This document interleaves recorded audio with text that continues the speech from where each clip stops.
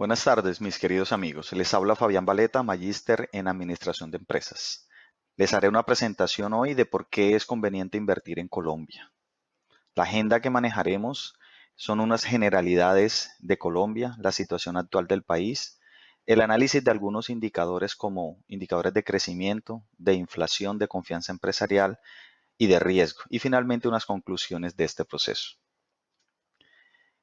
Primero que todo, ¿qué es Colombia? Colombia es un país con un Producto Interno Bruto cercano a 271.5 billones de dólares, que lo ubica en el puesto 40 en el ranking mundial. Su población es de 50.8 millones de habitantes y su forma de gobierno es un Estado democrático. Colombia es un país rico en fauna y en flora. Estos números que estamos presentando lo avalan. Tiene ecosistemas de páramos que son muy importantes para la generación de agua potable para sus habitantes. Tiene muchos minerales que pueden ser explotables, como es el caso del petróleo, el gas natural, el carbón, el oro, etcétera. Y tiene un tema muy importante y es su ubicación geográfica. Tiene costas en los dos océanos, el caso del Océano Pacífico y Atlántico. La situación actual del país muestran a Colombia como un país que tiene una gestión fiscal y macroeconómica que podemos llamar prudente, que lo han llevado a una estabilidad en los últimos años. Colombia ha tenido un crecimiento ininterrumpido de la economía desde el año 2000, solamente cortado en la actualidad por los problemas derivados del COVID-19, que ha tenido un fuerte impacto en la economía, no solamente en Colombia, sino a nivel mundial. Pero Colombia ha tenido lo que podemos llamar una rápida recuperación apalancada por algunas acciones que han tomado el gobierno y los grupos económicos a través de políticas de estabilización fiscal. Eso es muy importante tenerlo en cuenta. El primer indicador que analizaremos es el de crecimiento. Como podemos ver en nuestra gráfica, Colombia ha tenido en los últimos años un crecimiento casi que parejo de su economía, de su Producto Interno Bruto, solamente cortado en el año 2020 con los problemas derivados del COVID-19, en donde se presentó un decrecimiento de la economía, donde llegó a puntos de 15, menos 15.8 puntos porcentuales. Pero dense cuenta que la tendencia a medida que se fueron mitigando y conociendo el comportamiento de esta enfermedad que le permitió al Estado colombiano ir levantando las restricciones que se fueron, que fue necesario y las medidas que fueron necesarias tomarlas para salvaguardar la vida de las personas, la economía o el producto, el crecimiento ha ido mejorando.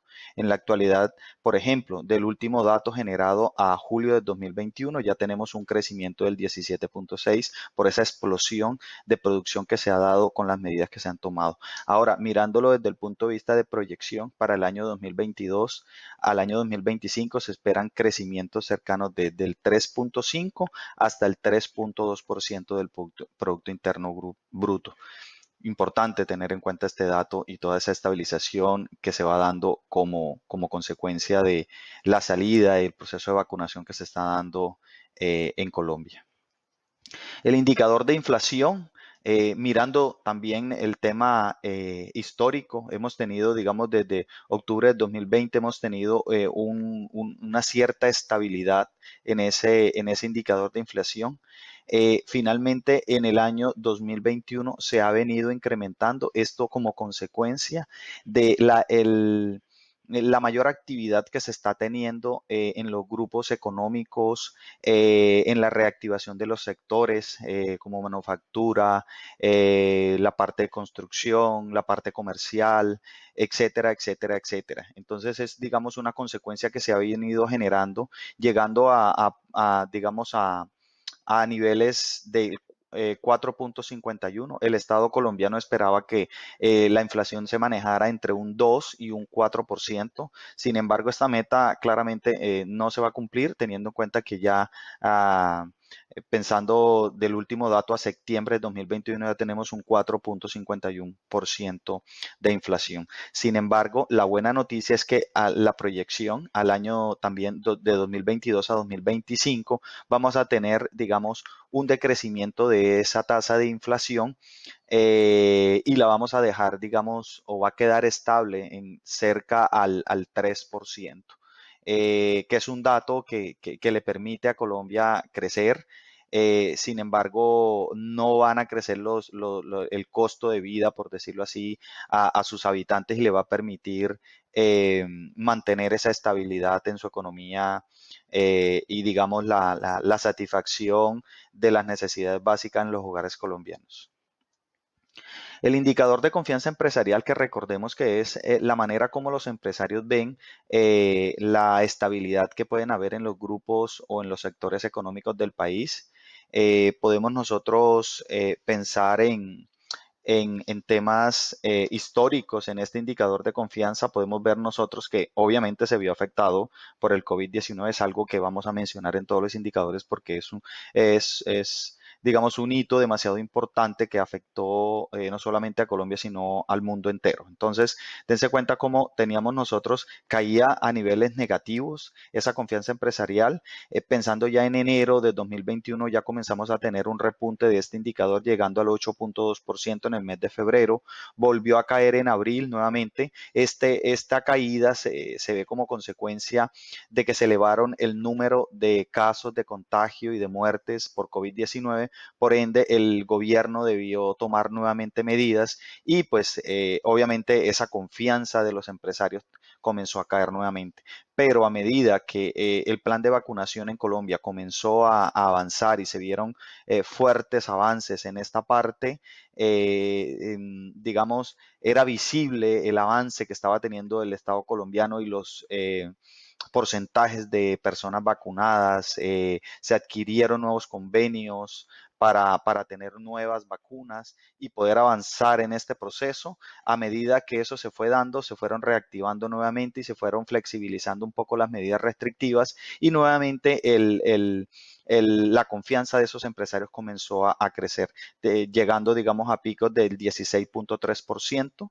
En este caso, Colombia también podemos hacer una proyección y si bien es cierto, no va a estar en niveles del 16, del 17, sí podemos ver que para el año 2023 vamos a tener una estabilización en 2022-2023 de cercano al 5%, que no es un dato menor teniendo en cuenta que se viene de una depresión y de una recesión bastante fuerte.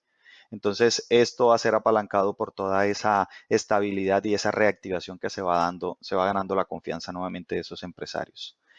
El indicador de riesgo, finalmente, Colombia aparece con un indicador B2, un riesgo medio. Esto, digamos, se muestra como un riesgo económico, digamos, de tipo medio, un riesgo en el ambiente empresarial o de negocios, el riesgo político, un poco afectado por las últimas manifestaciones que se han dado y el gobierno del presidente Iván Duque no ha sido fácil, la gobernabilidad del partido político de nuestro presidente, pues no ha sido fácil y se ha creado una serie de tormentas políticas que han afectado la estabilidad y pues la imagen de los evaluadores de riesgo de nuestro país, el riesgo comercial y el riesgo financiero. En general, Colombia tiene un riesgo medio, medido por esa parte a nivel mundial, ¿sí?